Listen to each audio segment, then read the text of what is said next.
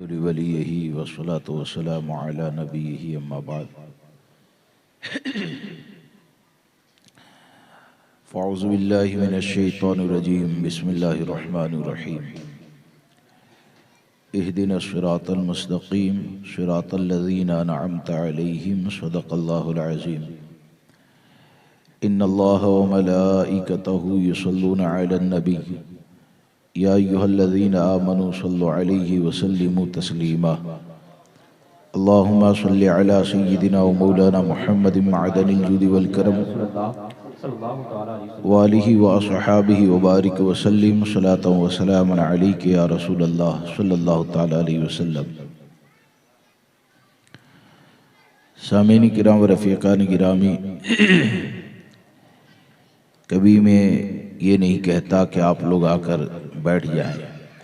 لیکن چند باتیں آپ کے سامنے جس شخصیت کو لے کر آپ یہاں پر جمع ہوئے ہیں، حاضر ہوئے ہیں، شہزادہ حضور صدر الشریعہ حضور محدث کبیر، تو میرے خیال سے حضرت کی آمد یہ پہلی مرتبہ ہے، اور میں یہ چاہتا ہوں کہ حضرت جیسی عظیم شخصیت سے آپ کی نسبت ہو جائے۔ چند باتیں حضرت کی نسبتوں کے حوالے سے عرض کرنا چاہتا ہوں، لہٰذا تمام حضرات سے گزارش ہے جو پیچھے ہیں وہ آ جائیں اور چند باتیں سماعت فرما لیں۔ ایک مرتبہ اور درود مقدسہ پڑھیں، اللہم صلی علی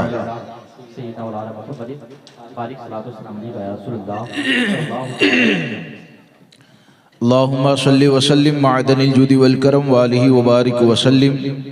صلاۃ و سلام علیک یا سیدی یا رسول اللہ صلی اللہ تعالیٰ علیہ وسلم۔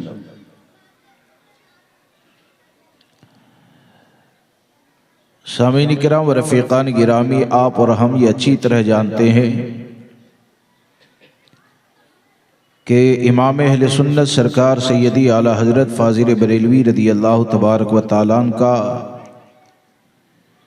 ہمارے اوپر اور ہماری نسلوں کے اوپر کتنا بڑا احسان ہے،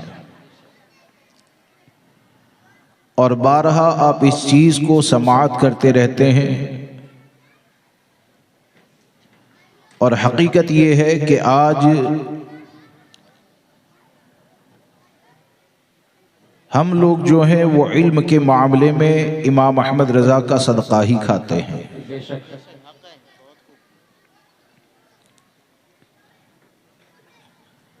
آج اہل سنت و جماعت کے علماء اتنی آسانی کے ساتھ جو بد مذہبوں کا رد کرتے ہیں نا،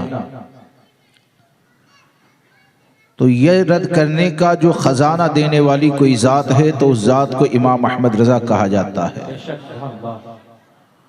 اور اتنا خزانہ دیا کہ امام احمد رضا کو پڑھتے رہو، سمجھتے رہو اور پیغام کو عام کرتے رہو، تو امام احمد رضا کو پڑھ کر ہر کوئی یہی کہے گا کہ ملک سخن کی شاہی تم کو رضا مسلم، ملک سخن کی شاہی تم کو رضا مسلم، جس سمت آ گئے ہو سکے بٹھا دیے ہیں۔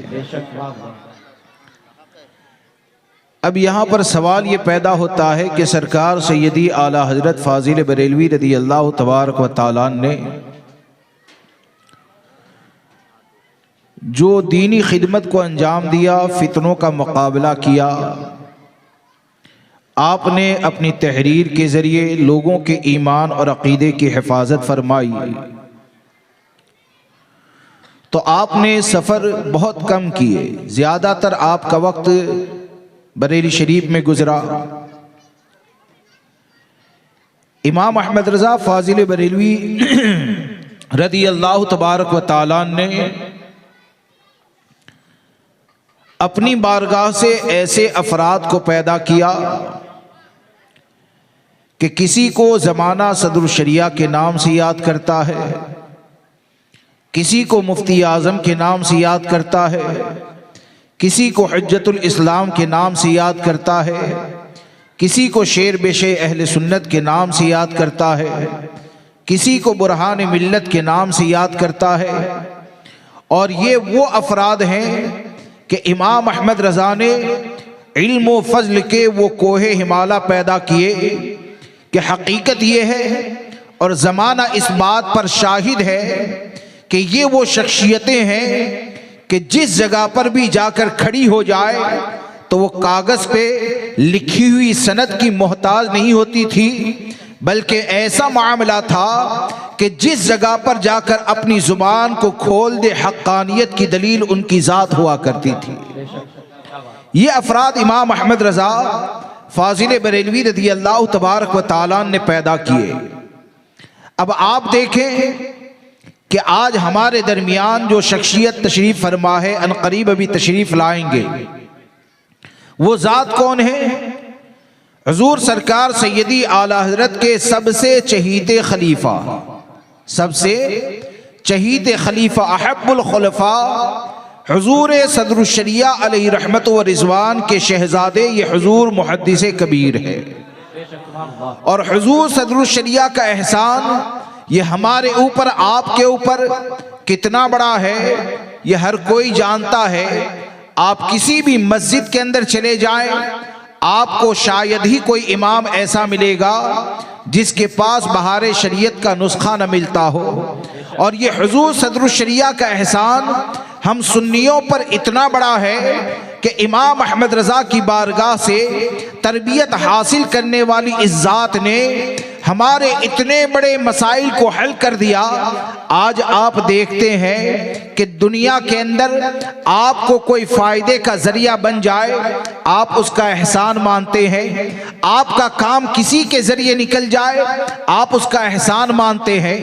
رزق نہیں ملتا ہے، اگر کسی کے ذریعے نوکری مل جائے آپ اس کا احسان مانتے ہیں۔ لیکن آپ ذرا سوچیں کہ محدث کبیر کے والد کا اہل سنت و جماعت پر کتنا بڑا احسان ہے کہ آج اگر کوئی طلاق کا مسئلہ ہوتا ہے، طلاق ہوئی یا نہ ہوئی، طلاق بائنہ ہوئی، طلاق مغلظہ ہوئی، نماز کے اندر اگر فساد پیدا ہو گیا تو نماز مکروہ تحریمی ہوئی ہے یا پھر سے مکروہ تحریمی ہوئی ہے یا مکروہ تنزیہی ہوئی ہے یا اور جتنے بھی روز مرہ کے مسائل ہیں، آپ اگر علماء کے پاس لے کر جاتے ہیں تو علماء کرام زیادہ تر مسائل کو اگر منٹوں میں حل کر کے دیتے ہیں تو آپ کے عبادت کے مسائل اگر کسی کے قلم نے حل کیے ہیں تو حضور محدث کبیر کے والد ماجد حضور صدر الشریعہ نے حل فرمائے۔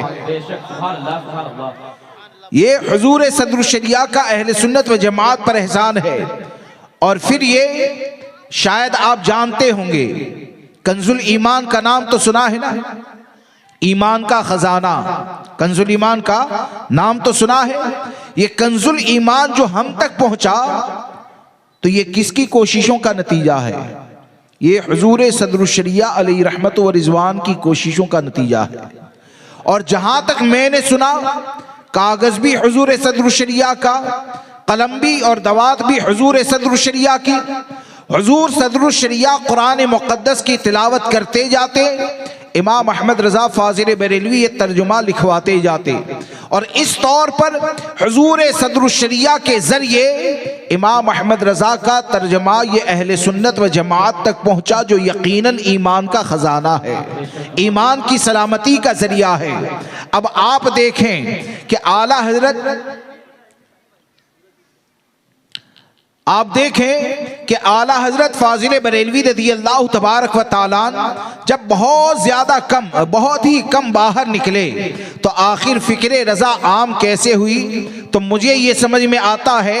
کہ فکر رضا کو عام کرنے میں، اور یہ حقیقت ہے نا، امام احمد رضا کا پیغام کوئی انگوٹھا چھاپ تو پہنچا نہیں سکتا ہے، امام احمد رضا کے مسلک کی ترجمانی کوئی جاہل تو کر نہیں سکتا ہے، امام احمد رضا کی بات کو رکھنے کے لیے، رکھنے والے کے لیے بھی عالم ہونا ضروری ہوتا ہے۔ اب اعلیٰ حضرت سرکار یہ تو زیادہ تر عرصہ بریلی مقدسہ میں ہی رہے، لیکن امام احمد رضا رضا کی بارگاہ سے فیض حاصل کرنے والے حضور صدر الشریعہ نے اپنی درسگاہ کو اس طور پر لگایا کہ صدر الشریعہ علیہ رحمت و رضوان کی درسگاہ سے فارغ ہونے والے کو کسی کو حضور حافظ ملت کے نام سے یاد کیا جاتا ہے، کسی کو مجاہد ملت کے نام سے یاد کیا جاتا ہے، کسی کو محدث اعظم پاکستان کے نام سے یاد کیا جاتا ہے، کسی کو سید العلماء کے نام سے یاد کیا جاتا ہے۔ کیا سمجھ میں آیا کہ مسلک اعلیٰ حضرت اور تعلیمات امام احمد رضا کو عام کرنے میں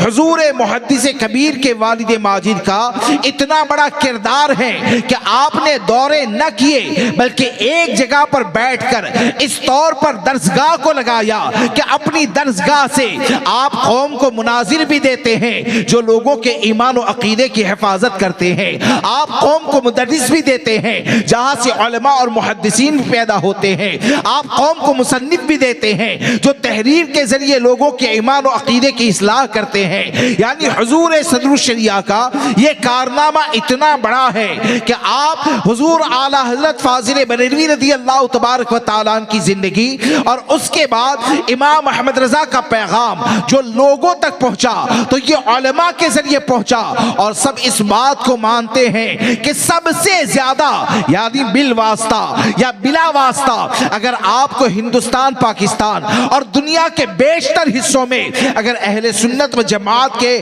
فیضان آپ کو نظر آئے گا تو بالواسطہ یا بلا واسطہ وہ حضور صدر الشریعہ کے شاگرد ہی آپ کو نظر آئے گا۔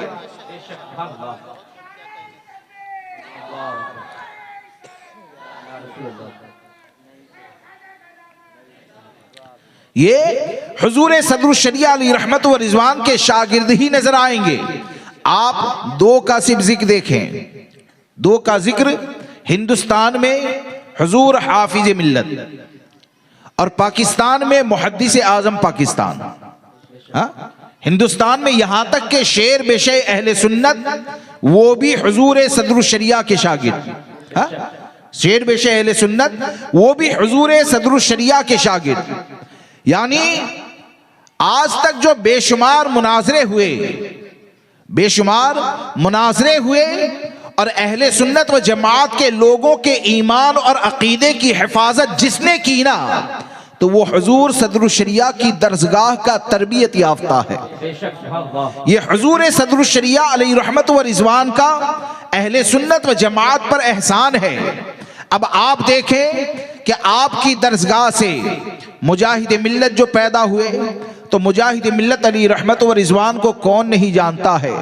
کہ واقعی میں مجاہد ملت کے وہ کارنامے ہیں کہ مجاہد ملت کی سوانح کو پڑھنے کے بعد علامہ فضل خیرآبادی کی یاد تازہ ہو جاتی ہے۔ وہ مجاہد ملت وہ بھی حضور صدر الشریعہ کے شاگرد، اور سید العلماء کے بارے میں تو ہم نے یہاں تک سنا، میں نے خود ایک مرتبہ حضور محدث کبیر کی زبان سے یہ سنا تھا کہ سید العلماء تو حضور صدر الشریعہ کی شاگردی کے اوپر اس طور پر ناز کیا کرتے تھے کہ بمبئی کی سرزمین پر اگر کوئی بد مذہب، کوئی گمراہ فرقے والا اگر چیلنج کرتا تھا نا تو اسٹیج کے اوپر یہ کہا کرتے تھے سینہ ٹھوک کر کہ ارے ہم سے مقابلہ کرو گے، ہم تو صدر الشریعہ کے شاگرد ہیں۔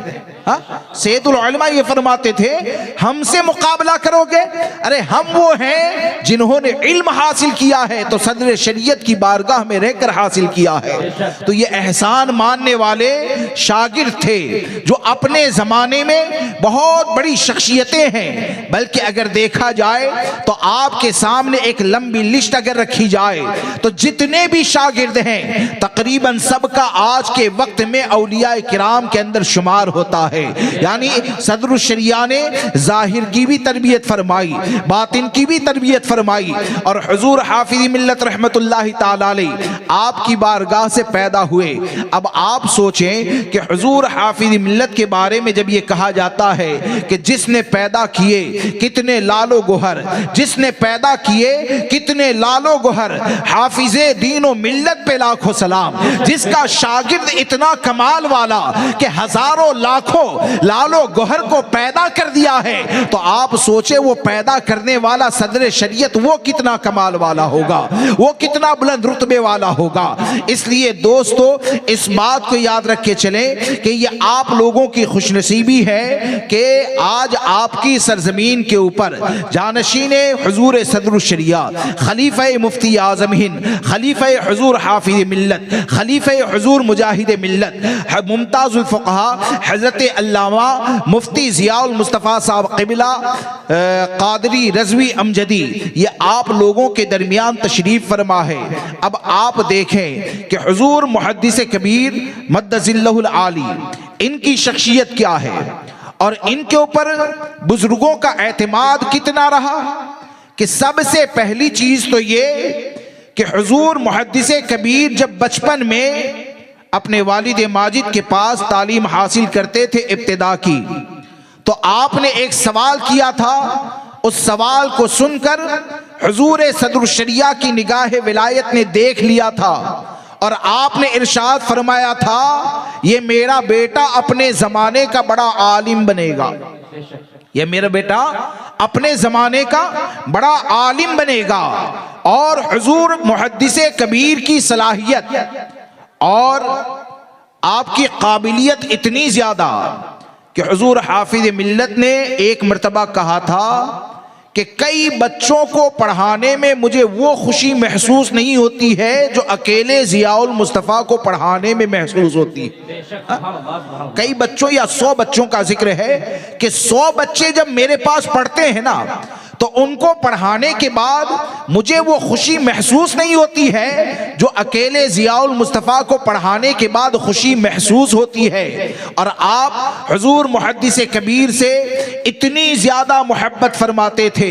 اتنی زیادہ محبت فرماتے تھے کہ آپ اپنے ساتھ اگر جلسے میں لے جاتے تو کسی جگہ پر کسی نے سوال کر دیا، کسی نے سوال کر دیا کہ حضرت یہ آپ کے ساتھ آئے ہیں، بچپن کی بات ہے، یہ آپ کے ساتھ آئے ہیں؟ تو حضور حافظ ملت نے محبت سے ارشاد فرمایا یہ میرے ساتھ نہیں بلکہ میں ان کے ساتھ آیا ہوں۔ شاگرد کے بارے میں یہ کہیں کہ میں ان کے ساتھ آیا ہوں تو کیا اس سے سمجھ میں نہیں آتا ہے کہ حضور محدث کبیر کو اللہ تبارک و تعالیٰ نے بہت بڑا مقام اور مرتبہ عطا فرمایا، اور حد یہ کہ حضور حافظ ملت رحمت اللہ تعالیٰ علیہ نے اپنی ظاہری حیات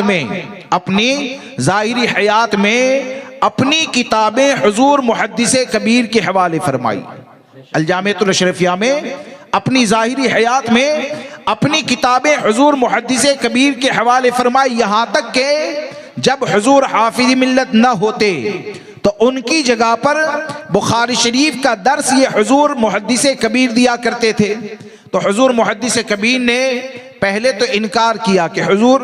آپ کی جگہ پر بخاری شریف کا درس میں نہیں دوں گا، لیکن حضور حافظ ملت نے بہت زیادہ اصرار کیا تو حضرت نے عرض کیا کہ حضور میں دے تو دوں گا لیکن جو درس میں دے دوں نا آنے کے بعد اسے آپ دوبارہ پڑھا دیا کریں، میں دے دوں گا لیکن آپ آ جائیں تو میرے درس کو دوبارہ بچوں کو پڑھا دیا کریں۔ تو حضور حافظ ملت نے ارشاد فرمایا کہ میں جانتا ہوں کہ فاسق کے پیچھے نماز اگر پڑھی جائے تو واجب الاعادہ ہوتی ہے، فاسق کے پیچھے نماز پڑھی جائے تو واجب الاعادہ ہوتی ہے، یعنی آپ نے اشارہ یہ فرمایا کہ یہ درس کو دہرانا اس وقت ہوتا ہے جب صحیح طریقے سے درس نہ ہو۔ جب میں یہ جانتا ہوں کہ تم بخاری پڑھانے کی صلاحیت رکھتے ہو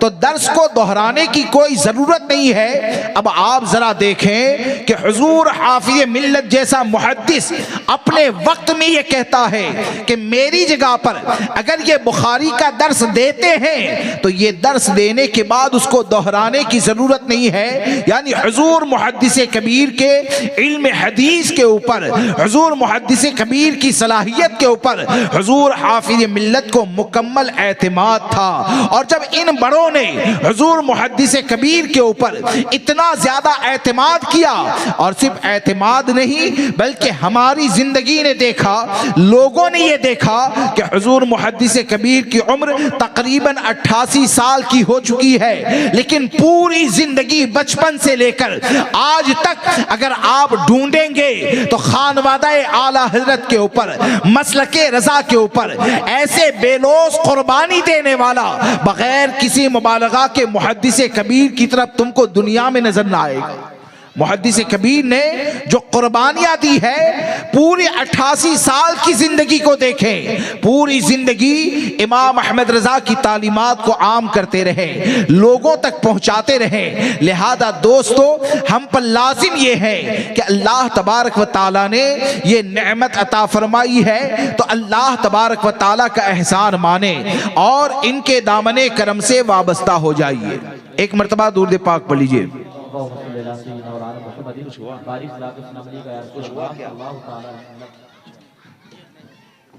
ایک مرتبہ اور درود پاک پڑھ لیجئے۔ اللہم صلی علی سیدنا و مولانا محمد معدن الجود والکرم وآلہ الکرام واصحابہ العظام وابنہ الکریم وبارک وسلم صلاۃ و سلام علیک یا رسول اللہ صلی اللہ تعالی علیہ وسلم۔ تو یہ حضور محدث کبیر ہے۔ کون ہے یہ؟ حضور محدث کبیر ہے کہ جن کو ممتاز الفقہا بھی کہا جاتا ہے، جن کو ممتاز الفقہا بھی کہا جاتا ہے،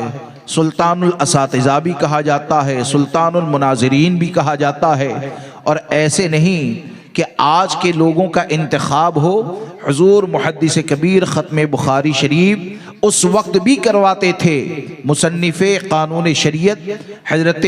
علامہ شمس الدین جونپوری رحمت اللہ تعالی علیہ، ان کی موجودگی میں بھی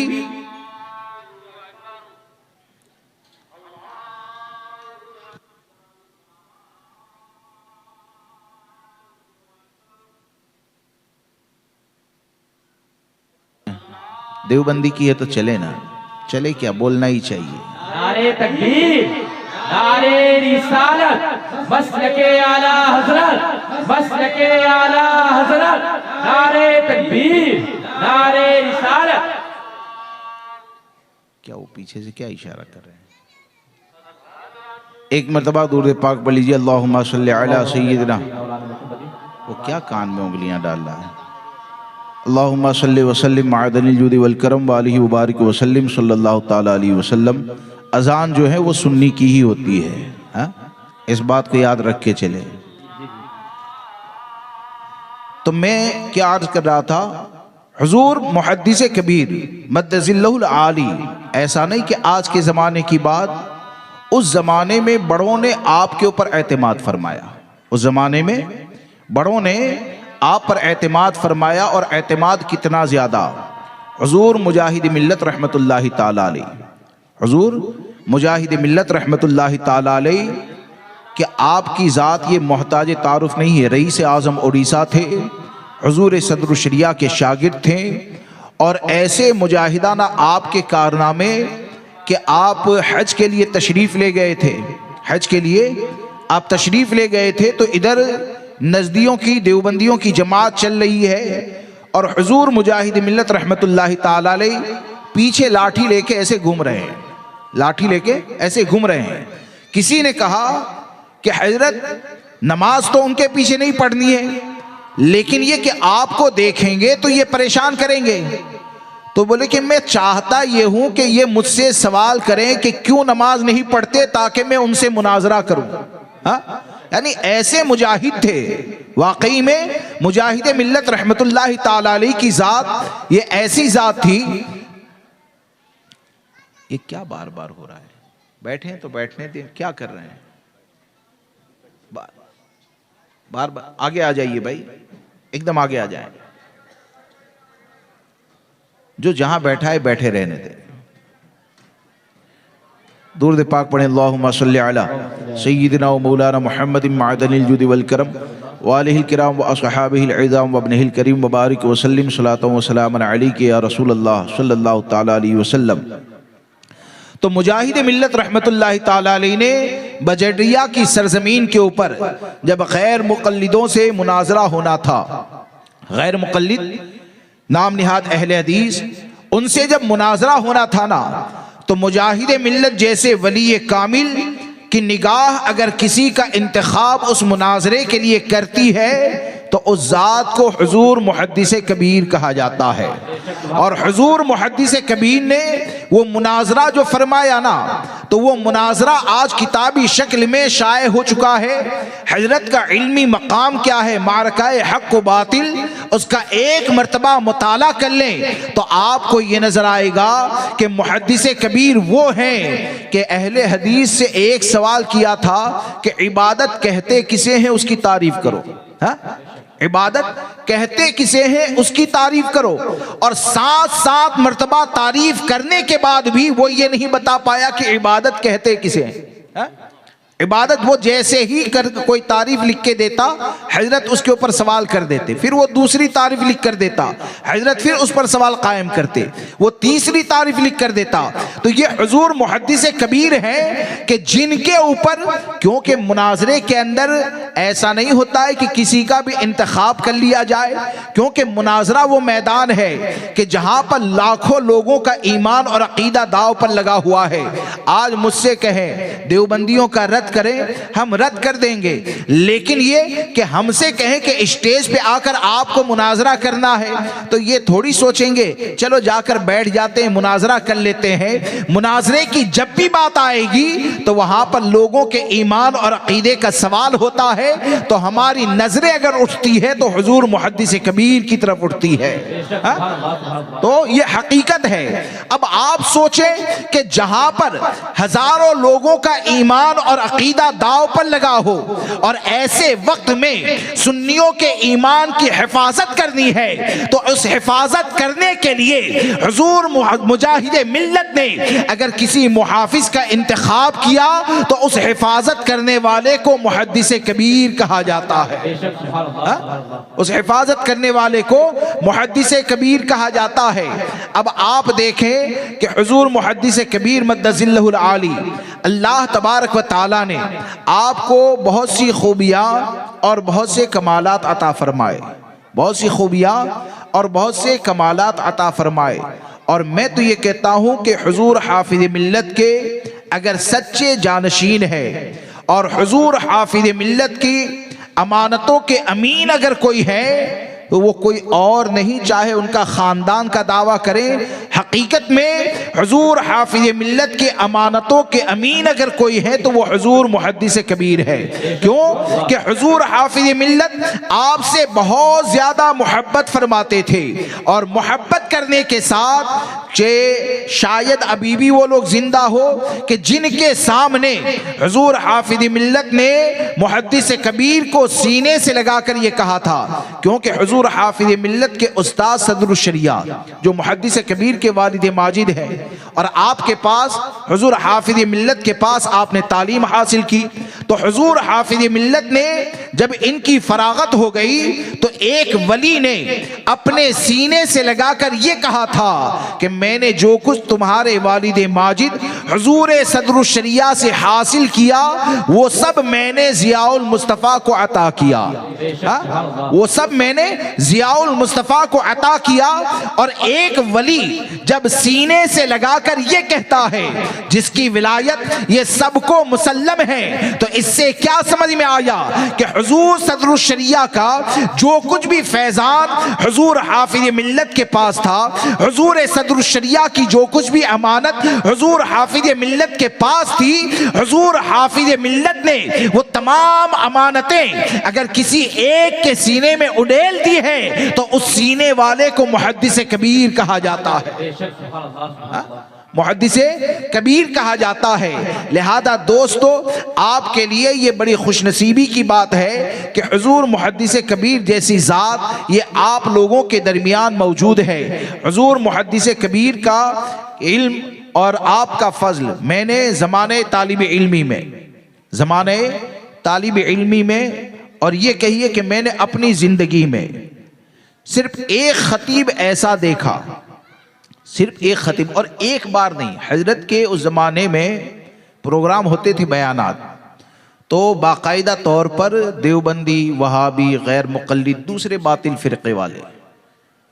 ہوتا یہ تھا سنی کی اذان ہے، ہاں یہ اپنی اذان ہے، سب جواب بھی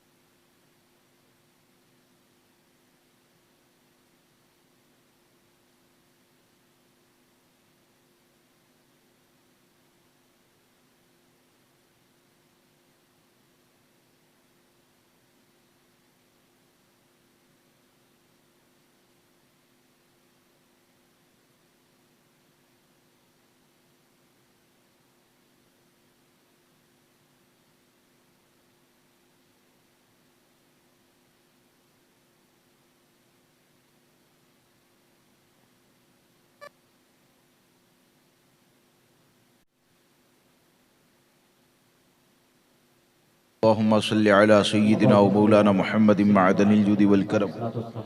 وآلہ الکرام و اصحابہ العظام وابنہ الکریم وبارک وسلم صلاۃ و سلام علیک یا سیدی یا رسول اللہ صلی اللہ تعالی علیہ وسلم۔ بزرگان دین نے حضور محدث کبیر پر بہت زیادہ اعتماد فرمایا، اور اتنے سب بزرگان دین اولیاء کرام جب حضور محدث کبیر پر اعتماد کرتے رہے تو ہم کو یہ چاہیے کہ ہم ان کی ذات سے محبت کریں اور ان کی بتائی ہوئی باتوں پر عمل کریں۔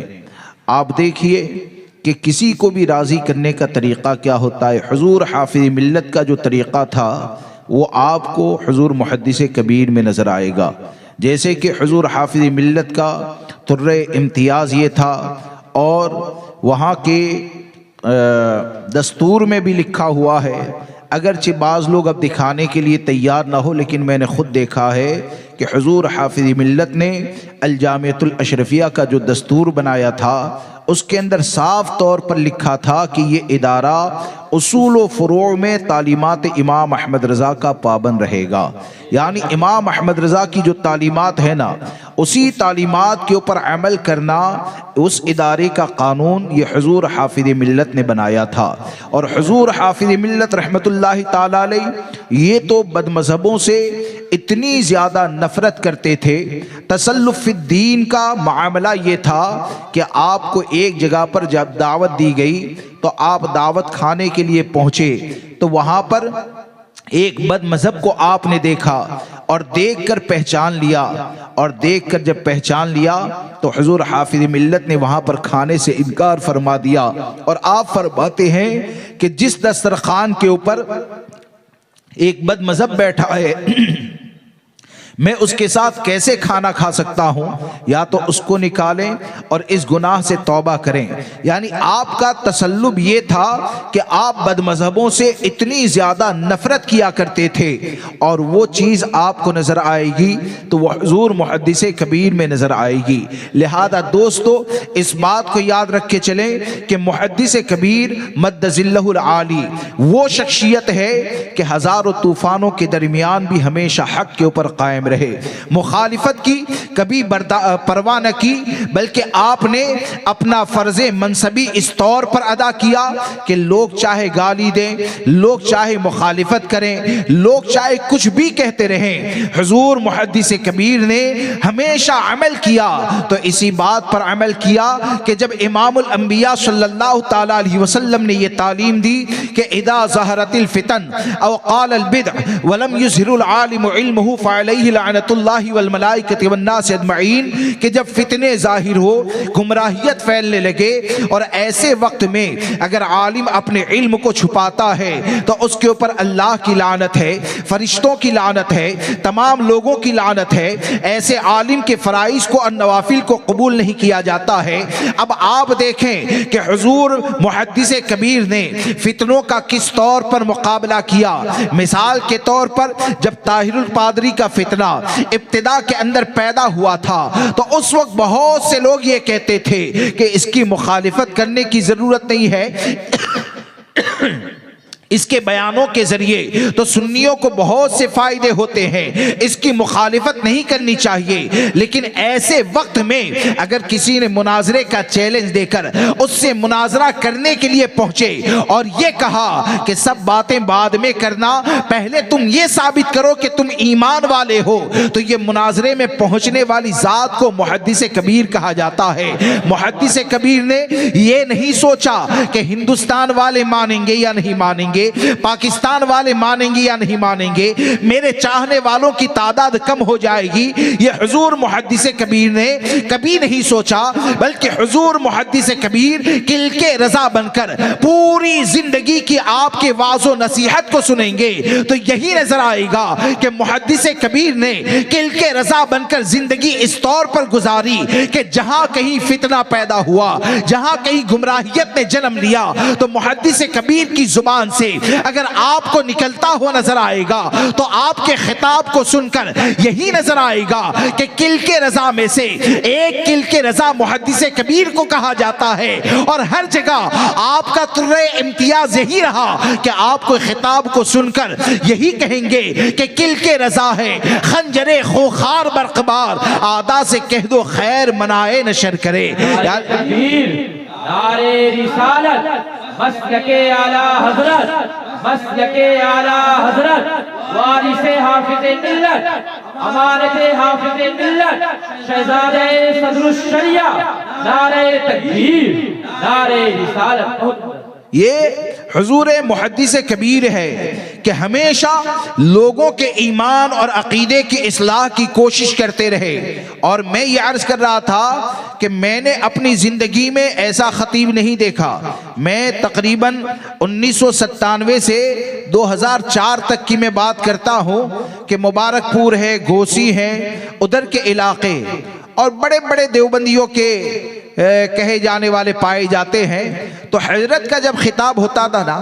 کسی اور کے اس میں جلدی سوال نہیں ہوتا تھا، لیکن حضرت کا جب خطاب ہوتا تھا تو درمیانی بیان میں یا تو غیر مقلد کی طرف سے کچھ سوالات آتے، اور حقیقت میں حضرت کا خطاب سننے کا مزہ تبھی آتا تھا۔ وہ سوالات جب آ جاتے، اس کے بعد جو حضرت کا خطاب ہوتا، یا دیوبندی کی طرف سے کوئی سوال آ جاتا یا کسی اور کی طرف سے سوال آ جاتا، تو بغیر سوال کے چھپائے حضرت پہلے اس کو پڑھ کر سناتے، حضرت پہلے اس کو پڑھ کر سناتے، اور کبھی بھی ایک بار بھی ایسا نہ ہوا کہ کسی دیوبندی یا غیر مقلد نے سوال کیا ہو اور حضرت نے یہ کہا ہو کہ اس کا جواب میں اگلے پروگرام میں دوں گا۔ ایسا کبھی میں نے نہیں دیکھا، یعنی جیسے ہی سوال ہوا ویسے ہی جواب دیا گیا۔ یہاں تک کہ ایک مرتبہ، نام کا ذکر نہیں کروں گا، مناظر بھی کہے جاتے ہیں، وہ بھی اسٹیج کے اوپر تھے حضرت کے شاگردوں میں، تو چند سوالات بہت مشکل آ گئے، تو تین تھے، تو ایک نے کہا کہ میری کتاب افتراق امت کے اسباب و زوال کو دیکھ لینا، معاملہ حل ہو جائے گا، ایک نے یہ کہا۔ دوسرے نے کہا کہ میں تو اصلاحی بیان ہی کروں گا۔ پھر تیسرا یہ کہتا ہے کہ میرے استاذ یعنی محدث کبیر کے ہوتے ہوئے میں کیا جواب دوں؟ تو حضرت نے اپنا خطاب شروع کیا، پہلے تینوں کا رد کیا، اور تینوں کا رد کرنے کے بعد حضرت نے کہا، ارشاد فرمایا کہ اگر یہ سوال پوچھنے والا کھڑا ہو جائے نا تو اس کے سوال کے اوپر ضیاء المصطفیٰ 2 گھنٹے دلیلیں دے سکتا ہے. صرف چہرہ دکھا دے کہ سوال کرنے والا کون ہے، اور اگر کھڑا نہیں ہوتا ہے تو کم سے کم مختصر میں منہ بند کرنے کے لیے جواب دے دیتا ہوں. اور اگر کھڑا ہو جائے نا تو ضیاء المصطفیٰ یہیں بیٹھے بیٹھے کتاب و سنت کی روشنی میں 2 گھنٹے اس پر دلائل دے سکتا ہے. تو یہ کون ہے؟ علم و فضل کا کوہ ہمالا، یہ حضور محدث کبیر کی ذات ہے. اس لیے اللہ تبارک و تعالی حضرت کی عمر میں بے شمار برکتیں عطا فرمائے. ہم غرباء اہل سنت کے اوپر حضرت کا سایہ تا دیر قائم و دائم رہے. اور حضور محدث کبیر اتنی بڑی شخصیت، لیکن حضرت کی سادگی، اللہ اکبر، حضرت کی سادگی کا یہ عالم، حضرت کی سادگی کا یہ عالم. حضرت کے نام سے کئی مالدار ہو گئے، یہ حقیقت ہے. حضرت کے نام سے، نام پر کئی لوگ مالدار ہو گئے، لیکن یہ کہ حضور محدث کبیر وہ ہیں کہ آج بھی اپنی زندگی گزارتے ہیں تو اپنے والد ماجد کے مکان میں ہی گزارتے ہیں. وہی پرانا مکان ہے جس میں حضور محدث کبیر اپنی زندگی کو گزارتے ہیں. اور سادگی کا یہ عالم، سادگی کا مولانا میں نے خود دیکھا. ہم مبارک پور میں ایک جگہ دعوت کھانے کے لیے گئے تھے. آج اللہ تبارک و تعالی حضرت کے خلوص کا صدقہ ہم کو عطا فرمائے. آج ہم جیسے جس کو کچھ بھی نہیں آتا ہے، اگر چھت پر بیٹھے ہیں اور کوئی کہہ دے کہ بیان کر دو، تو لوگ کیا سمجھتے ہیں؟ حضرت کی شان میں گستاخی کرتے ہو، اسٹیج بھی نہیں لگا ہے. آج تو ایسا ہوتا ہے کہ کمکمے بھی اگر نہ ہونا تو ناراض ہو جاتے. محدث کبیر کی یہ خاصیت، ہمارے صورت میں کئی بار ہم سے غلطی ہوئی کہ ایسا ہوا کہ مائک سسٹم ایسا نہ کہ کسی کو بھی اگر بٹھا دو نا تو وہ کہہ دے گا میں بیان نہیں کروں گا، لیکن حضرت کی زبان سے کبھی شکایت تک نہیں نکلتی. یعنی حضرت کو مجمع کتنا ہے، مائک کیا ہے، اسٹیج کیا ہے، کون سی گاڑی میں لاؤ گے، کون سی، حضرت کو اس سے کوئی لینا دینا نہیں، یعنی کوئی شکوہ شکایت نہیں. تو ہم لوگ ایک جگہ دعوت میں گئے تھے. اب ہم کو پتا نہیں کہ حضرت بھی تشریف لانے والے ہیں. حضرت بھی وہاں پر دعوت میں تشریف لائے. اب دعوت میں تشریف لائے، چھت کے اوپر دسترخوان لگا تھا، 20-25 لوگ تھے. گھر والے نے کہا کہ حضور میلاد پڑھ دیں، ادھر میلاد پڑھنا کہتے ہیں، حضور میلاد پڑھ دیں. تو وہی 20-25 لوگ چھت کے اوپر بیٹھے ہیں نا، حضور محدث کبیر نے وہاں پر 1.25 گھنٹہ خطاب فرمایا. چھت کے اوپر 1.25 گھنٹہ حضرت نے خطاب فرمایا. یہ کیا ہے؟ یہ بزرگوں کی پہچان ہے. یہ بزرگوں کی پہچان ہے کہ بزرگان دین جب دین کا کام کرتے ہیں نا تو ان کو مجمع سے کوئی فرق نہیں ہوتا ہے. وہ تو یہی سوچتے ہیں کہ دین کا کام ہے، اگر ایک بندہ بھی سدھر گیا تو آخرت کے لیے بہت بڑا توشہ ہو جائے گا. تو یہ حضور محدث کبیر مدظ اللہ العالی کی سادگی ہے. اللہ تبارک و تعالیٰ نے آپ کو اتنا زیادہ علم و فضل عطا فرمایا. لہذا دوستو آپ لوگوں سے گزارش یہ ہے کہ حضرت کے دامن کرم سے وابستہ ہو جائیں. ابھی بھی غنیمت ہے کہ حضرت جیسی شخصیت یہ ہم لوگوں کے درمیان موجود ہیں. اور آپ کی خوش نصیبی یہ ہے کہ جماعت رضائے مصطفیٰ شاخ چوپڑا نے اس بات کا اہتمام فرمایا تو حضرت کے دامن کرم سے وابستہ ہو جائے. کیوں کہ حضرت کا راستہ وہ راستہ ہے جو امام احمد رضا تک جاتا ہے، اور امام احمد رضا کا راستہ وہ راستہ ہے جو غوث اعظم تک جاتا ہے. اور غوث اعظم کا راستہ کہاں جاتا ہے آپ اچھی طرح جانتے ہیں. اس لیے حضور محدث کبیر کے دامن کرم سے آپ وابستہ ہو جائیں. اب حضرت کا راستہ کیا ہے اور بزرگان دین حضور محدث کبیر کے حوالے سے کیا نصیحت کیا کرتے تھے، کیا اشارہ کیا کرتے تھے. علامہ ارشد القادری صاحب علی رحمہ کا نام سنا ہے؟ علامہ آخری بات بتا دو، ٹھیک ہے. علامہ ارشد القادری کا نام سنا ہے نا، علی رحمہ، جن کی تحریریں دیوبندیت میں زلزلہ پیدا کر دیتی تھی، اور زلزلہ نام کی آپ کی کتاب بھی ہے. ان کے بھائی حضرت علامہ آصفیہ رحمت اللہ تعالی علیہ جو ولی صفت تھے، ولی کامل تھے، ولی کامل تھے. کویت یا کہیں کا واقعہ ہے، گھوسی کا ایک بندہ رہتا ہے، آخری عمر میں حضرت جذب جیسی کیفیت ہو گئی تھی، جذب جیسی کیفیت میں رہتے تھے. تو کویت کا کوئی بندہ تھا، غریب تھا، تو حضرت گھوسی میں آتے نا تو لوگوں کی دعا کے لیے بھیڑ لگ جاتی، تو وہ بہت زیادہ غریب تھا، تو وہ آیا، حضرت رزق کے لیے دعا کریں، تو حضرت نے ایک جملہ کہا، تو کمائے گا بھی بہت اور کویت میں مرے گا، تو مالدار بہت ہوگا، مال بہت ہوگا اور تیرا انتقال کویت میں ہوگا، اور واقعی میں ایسا ہی ہوا۔ اور محدث کبیر ان کا بہت ادب کرتے تھے، لیکن یہ کہ علامہ آصفیہ رحمت اللہ تعالی علیہ جب گوسی آتے تھے نا، تو گوسی آتے تھے تو کچھ بھی اگر کون ہے نعرہ تکبیر، نعرہ تکبیر، نعرہ رسالت، مسلک اعلی حضرت، مسلک اعلی حضرت، شہزادہ محدث کبیر، شہزادہ محدث کبیر، مسلک اعلی حضرت، مسلک اعلی حضرت، جماعت رضائے مصطفیٰ، جماعت رضائے مصطفیٰ، بستی بستی کریا کریا،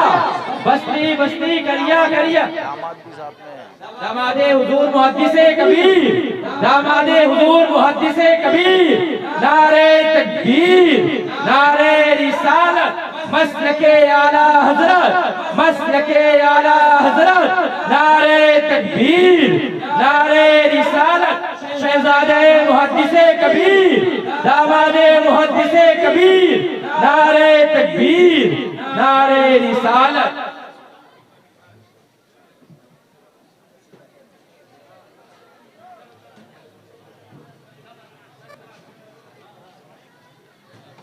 تو وہ حضرت سے بڑی محبت فرماتے، یعنی حضرت بھی بڑا ادب کرتے تھے، مامو جان بھی لگتے تھے، بزرگ شخصیت تھی، وہ جذب کی کیفیت آخری عمر میں زیادہ رہتی تھی، لیکن کچھ بھی ہو تو پھر ان کو حضور صدر الشریعہ کی مزار کے اوپر حاضری کے لیے جانا تھا، تو علامہ صاحب نے 3 بچوں کو جو خدمت میں رہتے تھے لگایا، تو حضرت کے پاس ٹارچ تھا، باہر سے لائے تھے، تو وہ دیا، بولے کہ آصفیہ علی رحمہ کو راستہ دکھانا اور اس راستے سے لے جانا۔ وہ بچوں کا یہ بیان ہے، وہ بچوں کا یہ بیان ہے کہ علامہ آصفیہ رحمت اللہ تعالی علیہ چند قدم چلتے اور چند قدم چلنے کے بعد ایک سوال کرتے، یہ راستہ وہی ہے جو محدث کبیر نے کہا ہے؟ کیا سوال کرتے؟ حالانکہ وہ بے شمار مرتبہ گوسی تشریف لا چکے ہیں، لیکن یہ کہ چند قدم چلتے پھر ٹھہر جاتے اور سوال کرتے تو یہی کرتے کہ کیا یہ راستہ وہی ہے جس پر سے جانے کے لیے محدث کبیر نے کہا ہے؟ کیا اس سے یہ سمجھ میں نہیں آتا ہے کہ ان طالب علموں کو گویا کہ ایک اللہ کا ولی یہ نصیحت کر رہا ہے کہ محدث کبیر وہ ہیں کہ جن کے نقش قدم پر چلو گے تو یہاں پر بھی کامیاب ہو جاؤ گے، وہاں پر بھی کامیاب ہو جاؤ گے، یہاں پر بھی کامیاب ہو جاؤ گے، وہاں پر بھی کامیاب ہو جاؤ گے۔ لہٰذا آپ تمامی حضرات سے گزارش یہ ہے، حضور محدث کبیر کو مریدوں کی ضرورت نہیں ہے، ہم نے تو محدث کبیر کو اتنا بے نیاز دیکھا ہے ہر معاملے میں، مال، مرید، یہ وہ، میں صرف آپ کی ہمدردی کے خاطر، ہم کو ان کی ضرورت ہے، ان کو ہماری ضرورت نہیں ہے۔ میں آپ سے یہ عرض کرتا ہوں کہ حضرت کے دامن کرم سے وابستہ ہو جائیں، انشاءاللہ حضرت کے فیض و برکات یہاں پر بھی حاصل ہوں گے، میدان محشر میں بھی حاصل ہوں گے۔ بولنے کے درمیان اگر کوئی غلطی ہو گئی ہو تو توبہ کرتا ہوں، استغفر اللہ ربی من کل ذنب واتوب الیہ۔ تشریف رکھیں، حضور محدث کبیر کے شہزادے داماد دونوں تشریف فرمائیں۔ السلام علیکم ورحمۃ اللہ وبرکاتہ۔